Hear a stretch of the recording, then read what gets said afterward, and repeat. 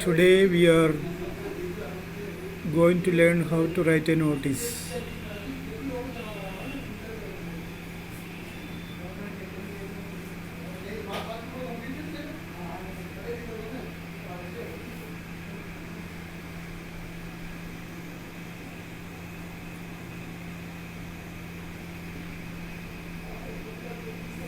जो लिखा है थोड़ा डिम दिखाई दे रहा है, उसमें ज़्यादा ध्यान दो, ज़्यादा ध्यान मत दो, उससे कोई लेन देन नहीं है। जो बता रहा हूँ उसको समझ लो।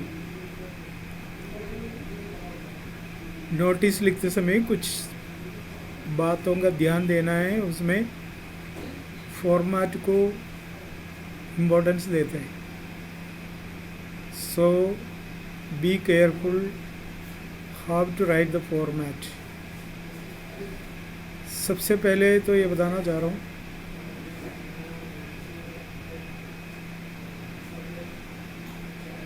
नोटिस बॉक्स में डालना है।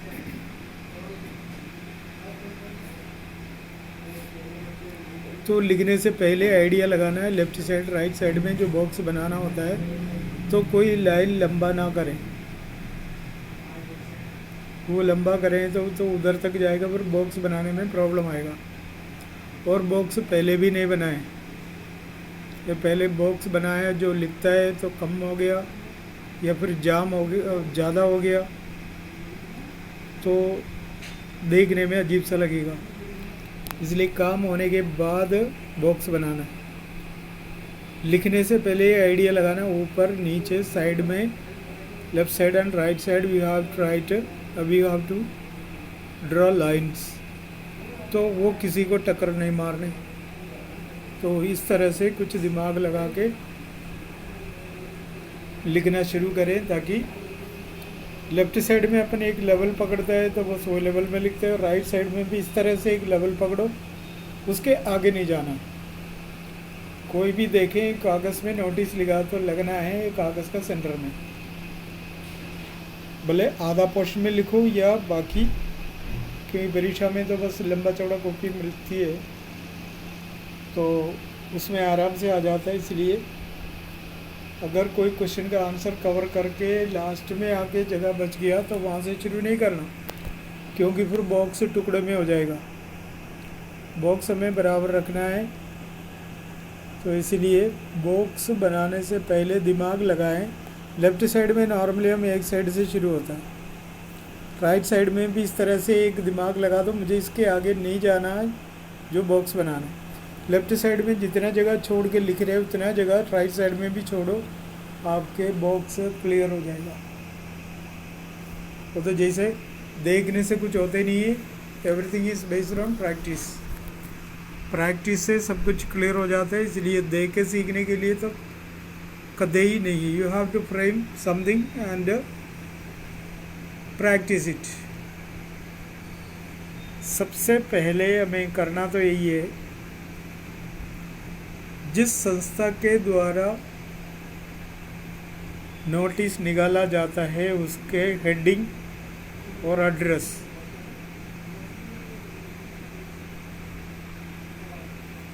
जैसे स्कूल के द्वारा कुछ लिखता है, कोई सा भी स्कूल हो उसका नाम और एड्रेस आना चाहिए।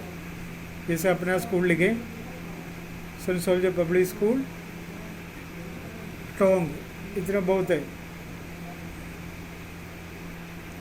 जगह ज़रूर बनाएं, बाकी बात की बात है।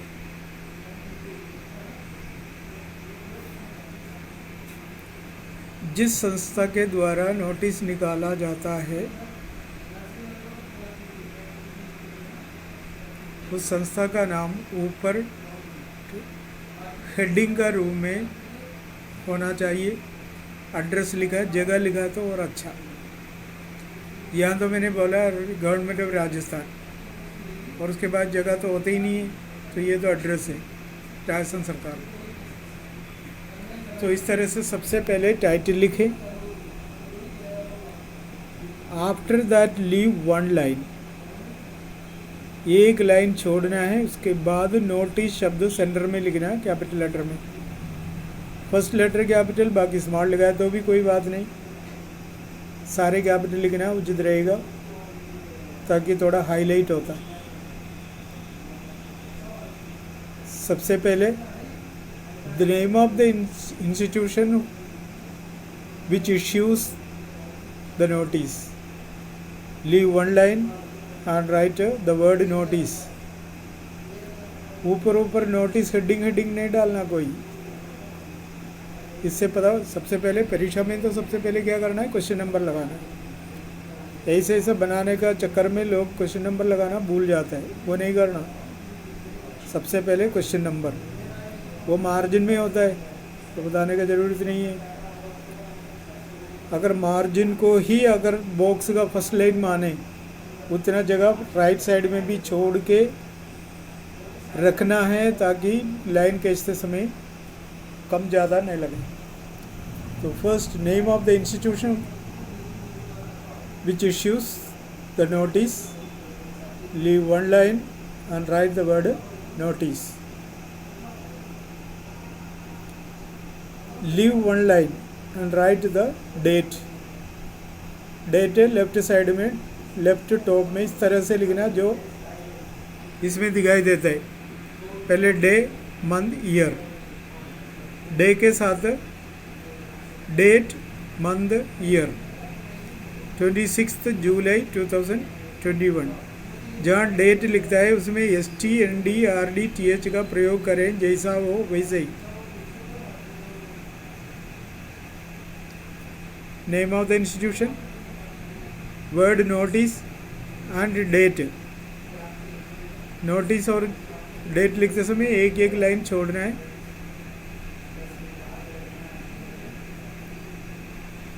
Then again leave one line, write the heading in the form of title. ये टाइटल नहीं है, ये सब्जेक्ट है। कुछ नोटिस में सब्जेक्ट होता है, कुछ नोटिस में सब्जेक्ट नहीं होता। जिसमें सब्जेक्ट होता है वो इस तरह से हेडिंग का रूप में लिखें। हेडिंग नहीं है यानी कि सब्जेक्ट नहीं है तो लिखना नहीं, वहाँ पूछने का ज़रूरत ही नहीं। तो ये नहीं पूछना तो फिर क्या करें। First name of the institution, leave one line, write the word notice. Again leave one line, write the date on the left top. Again leave one line and write the subject in the form of title or heading in the middle। ये पूरा capital letter भी लिख सकते हो या first letter word का capital letter लिख के भी आप सब्जेक्ट शो कर सकते हो। इतना समझ में आ गया होगा। नेम ऑफ इंस्टीट्यूशन पूरा एड्रेस लिखा तो और अच्छा। Leave one line and write the word notice. Leave one line and write the date. Date उस दिन का लिखना है जिस दिन लिखते हो, जिस दिन एग्ज़ाम लिखता है। अब घर पे प्रैक्टिस करें तो उसी दिन का डेट डालते रहें, और परीक्षा में लिखते समय उसी दिन का डेट डालना। अगर विशेष करके उसमें डेट दे रखा है तो you have to write the same date. If the date is not given, you have to write the date on the day on which you write the notice, and leave one line and write the subject in the form of title or heading।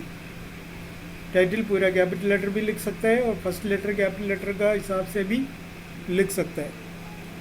Again leave one line and write to the body the main notice, the subject sums of the notice, that you have to start from the beginning, left side margin.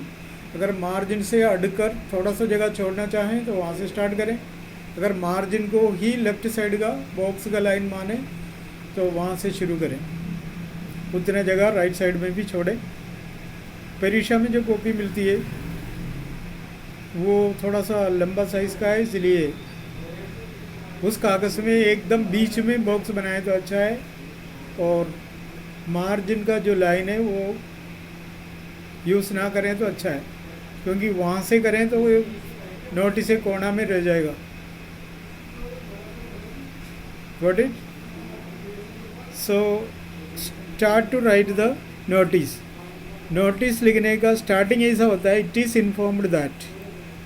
बाकी आगे जो भी है किसको inform करता है उसका नाम और अब बाकी बात। All the students are informed that. इस लाइन में बच्चे तो गलत करते हैं, तो यही है ऑल द स्टूडेंट्स इन्फॉर्म्ड लिखता है, वो गलत है।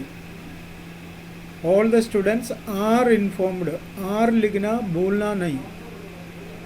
अगर ऑल लिखा तो grammatical mistake will be there and you that results the reduction of marks, be careful. It is informed that, वहाँ पहले मैटर लिखता है फिर बाद में आज जाके लिखता है कि बस ऑल आर इन्फॉर्म्ड। जैसे हम नॉर्मली स्कूल लेवल का लिख के देखते हैं, ऐसे all the students are informed, all the students informed और all the students are informed, दोनों में बहुत ज़्यादा डिफरेंस है मीनिंग में। इसलिए नोटिस लिखते समय लिखें all the students are informed. All the students informed का मतलब है सारे बच्चे दूसरों को बता दिया, ऐसा जाता है। तो याद रखें all the students are informed that. अब दैट के बाद जो मैटर आता है तो मैटर के बारे में लिखना होता है। और ऐसा भी लिख सका there is a blood donation camp in our school, ऐसा ऐसा शुरू करता है, उसके बारे में उसका डिटेल्स देता है, कौन सा डॉक्टर इनिशियल करने आता है वो भी लिखना पड़ता है अगर ऐसा कुछ है। जो भी है, जो ऐसी कोई बात है तो उसमें डेट, डे, ईयर, टाइम वगैरह शो करना पड़ता है। जैसे न्यू एजुकेशन पॉलिसी हेडिंग डाल रखा है, सब्जेक्ट डाल रखा है, उसमें ये चीज़ तो इम्पोर्टेंट नहीं है क्योंकि डेट ऑलरेडी दे रखा है। बाकी मान लो ब्लड डोनेशन कैंप है, वो कहाँ होगा, कब होगा,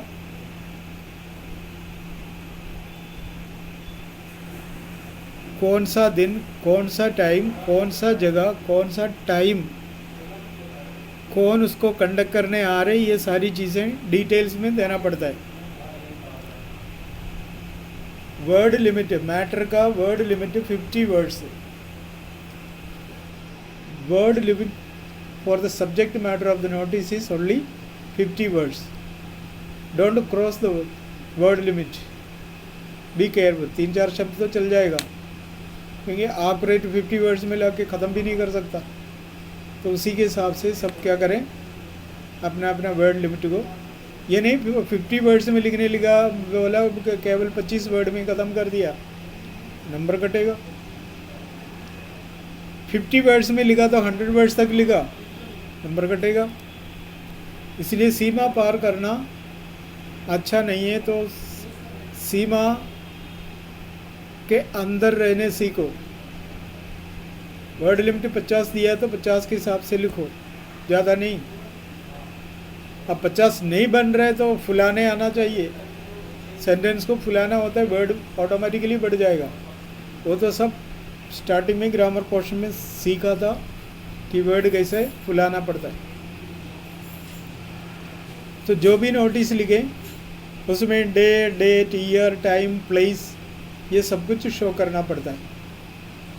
जैसे ब्लड डोनेशन कैंप रखा है तो कहाँ रखा है ये लिखना होता है, कौन आएगा, उसको कंडक्ट करने वाला कौन है वो लिखना पड़ता है, और कितने बजे से कितने बजे तक चलेगा वो लिखना पड़ता है, किसको आना है किसको नहीं आना है वो शो करना। जैसे ब्लड डोनेशन काम के लिए तो बस छोटे बच्चे से लेकर मिलाना है तो बस अच्छा नहीं लगता क्योंकि छोटे बच्चे ब्लड थोड़ी दे सकता है, वैसे बड़े बच्चे भी नहीं दे सकता है स्कूल लेवल के। तो ब्लड डोनेशन कैंप का मतलब है पेरेंट्स को जाके इन्फॉर्म करें कि हमारे स्कूल में इस तरह का प्रोग्राम है, अगर आप ब्लड डोनेट करना चाहें तो समय पर पहुंच जाए। बच्चों का, स्कूल लेवल का बच्चों से ब्लड कलेक्ट नहीं करता, अगर कोई करता है तो बड़ी बात है, तो 16 साल के बाद दे सकता है, वैसे फिर भी वो रिस्क मानता है, पेरेंट्स इतना सपोर्ट नहीं करता है।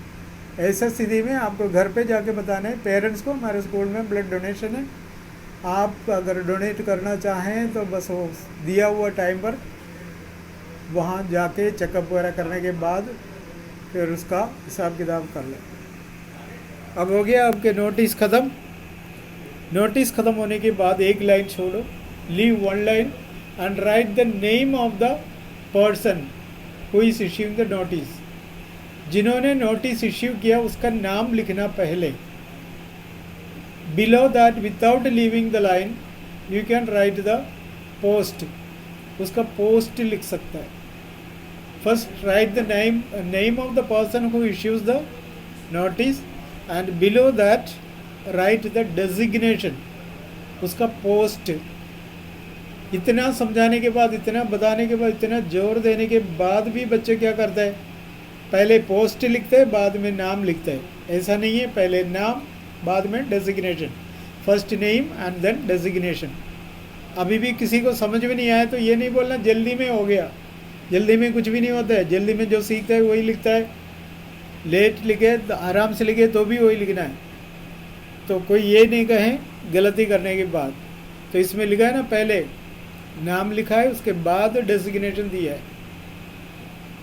Okay, first name of the institution and the word notice, then date, then subject if there is a subject, and after that you have to write a notice body. Below that you have to write the name first and designation second. Name और designation का बीच में line छोड़ना जरूरी नहीं है. अगर छोड़ भी दिया तो भी कोई बात नहीं. If you wish you can leave the line. ये नोटिस. अब हमें बॉक्स तैयार करनी है. पूरा लिखने के बाद बॉक्स बनाएं तो हिसाब किताब से बॉक्स बन जाता है. अब बॉक्स लाइन का जो सिस्टम है, जिस लाइन में लास्ट वर्ड जो लिखा है उसका नीचे वाला लाइन में होना चाहिए, नीचे वाला बॉक्स का लाइन. फर्स्ट लाइन में जो लिखा उसका ऊपर वाला लाइन में होना चाहिए, ऊपर वाला लाइन. लेफ्ट और राइट आप जगह देके फिर उसमें लाइन बनाए. समझो आगे ना. इतना कहने के बाद भी लोग क्या, लास्ट लाइन जो बना उसी लाइन में बॉक्स बनाते हैं. उसको अंडरलाइन कहते हैं, बॉक्स नहीं है. बॉक्स के अंदर रहना मतलब अंदर ही रहना है. सो लास्ट लाइन के नीचे वाले लाइन में बॉक्स का लाइन बनाना और फर्स्ट लाइन के ऊपर वाले लाइन में बॉक्स का लाइन बनाना.